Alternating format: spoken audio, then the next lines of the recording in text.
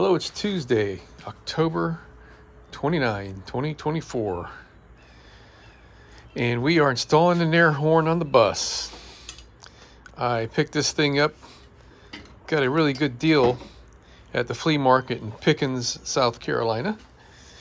And I'm finally getting around to doing the install. And man, I got to tell you, I've been searching all over the bus to try to find a good place to put it. I wanted something to be, not in your face visually, but in your face audibly. And I really couldn't find a place that I wanted to put the darn thing without it being in the way of something else or just not in the right position. I actually thought about putting it on the side of the bus right here, but I didn't want to see the thing. And I finally come to the realization I can stick it here in my battery box. I got a big old open spot right down here, and so that's what we're doing.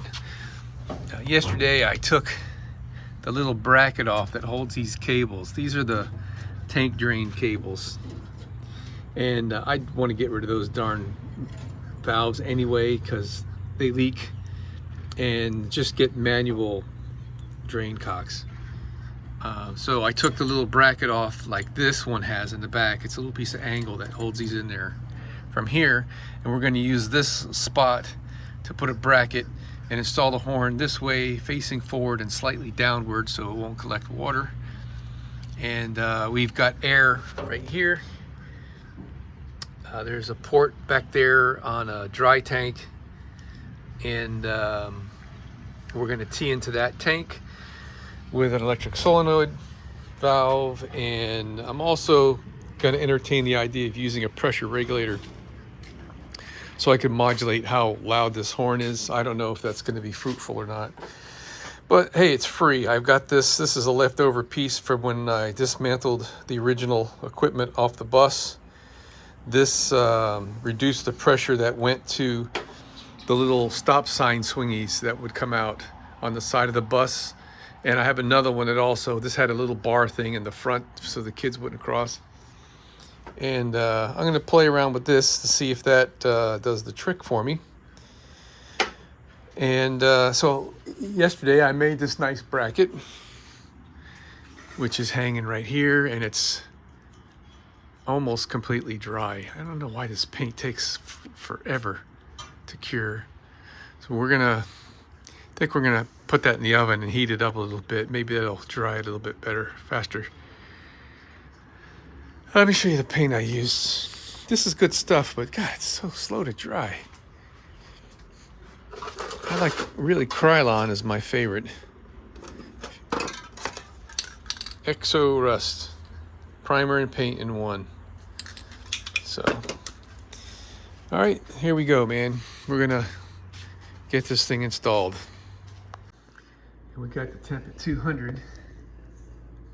And if you look, there's some hazing around. It's not showing up so good. The glass was a little foggy in the area of the part that I have in there, which means it was off gassing. Yeah, hey, I'm really liking that. Nice and solid. I repurposed this little bracket. It's a little piece of L-shaped metal that was behind there, like it is on here. And it's holding the little eye bolt thing right there. So, you know what? It's gonna be just right. A couple days I'll have the fittings and the air solenoid valve, and I'll get this thing hooked up. Hello, it's Friday, November 1st, 2024, and I got my delivery of DOT pneumatic fittings. I've got extras, so I should be fine. This was the main one I wanted. These are hard to find with the pass-through, whatever they call that. Mail on one corner like that. And we also got our pneumatic solenoid. And what I'm going to do to this is like this is exact solenoid that I used on the budget leveling system that I built. What I'm going to do here, these nuts, I've already loosened this. It was wrench tight. It wasn't this loose. But they're not. It looks like that nut would vibrate loose. So what I did back there, I put a little Loctite on this. And then I found out what happens is this shaft can slip inside underneath this plate. It's just like a little piston with an O-ring that holds the shaft in, and it's not real tight in there. So I'm going to take these two screws out since I learned my lesson, and put a dot of Loctite around that guy, put the screws back in, put the coil back on.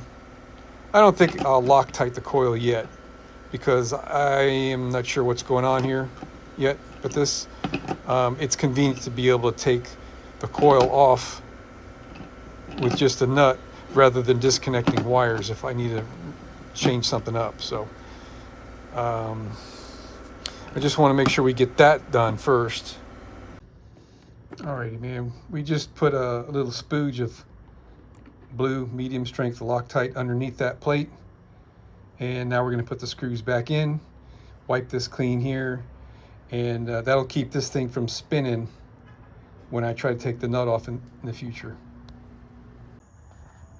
We got our mounting bracket all figured out.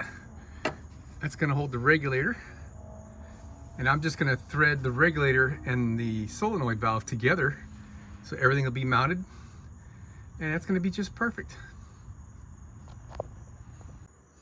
And here's how we cut this. I just used my sled here on the table saw with a carborundum blade, and I just held it like that and ran it through, and then turned it up and ran it through the rest of the way. Took it to the bench grinder and deburred all the edges and marked where I wanted my holes, and then I used my hole puncher to punch in a hole. It was smaller than 1/8. I think it's 100,000ths is the smallest die, since this material is kind of thick. This is on the verge of not being able to use my hole puncher. Let me show you the hole puncher anyway. This is a fantastic tool. I use it quite regularly. It's a hole puncher just like you'd punch hole in paper, but really heavy duty.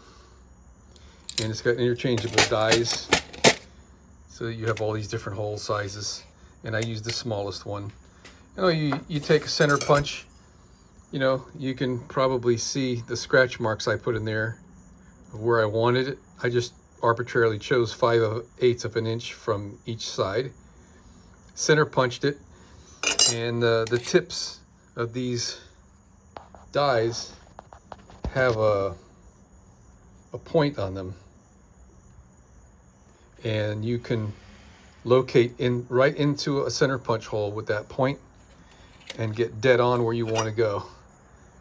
And then I used the vice grips and clamped it where you saw it, and I ran an 1/8 inch drill bit through both holes, and then the 1/4 inch drill bit through both holes, and these will line up absolutely perfectly. And now what we're going to do, we're going to put some paint on this guy and leave it for tomorrow, and I think that's going to be it for the night. All right, man, I went to the hardware store and I got this 1/4 pipe to 1/8 inch pipe nipple. I'm going to screw these together. I'm going to use Loctite blue. That's my go-to. I like using that for threads. This is already sealed up. This already has thread sealer on it, and the same as that. That's how these DOT fittings come. Let me get this all tightened up. We're going to install this, and then I'll give you a look-see. All right, the fun begins. We got all the pneumatics connected. So there's our pressure regulator valve, which we may not even need or want.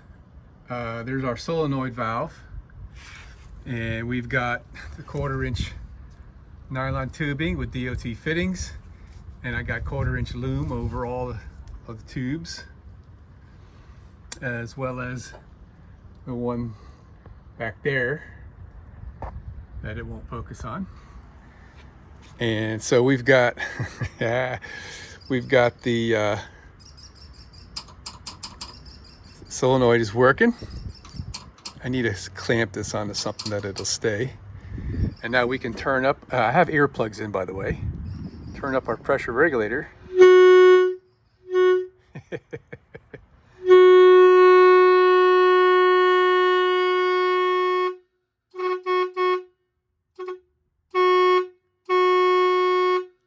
How about that? Sounds like only one of them is sounding off.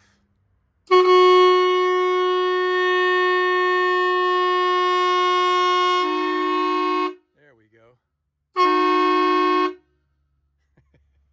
Might have been stuck.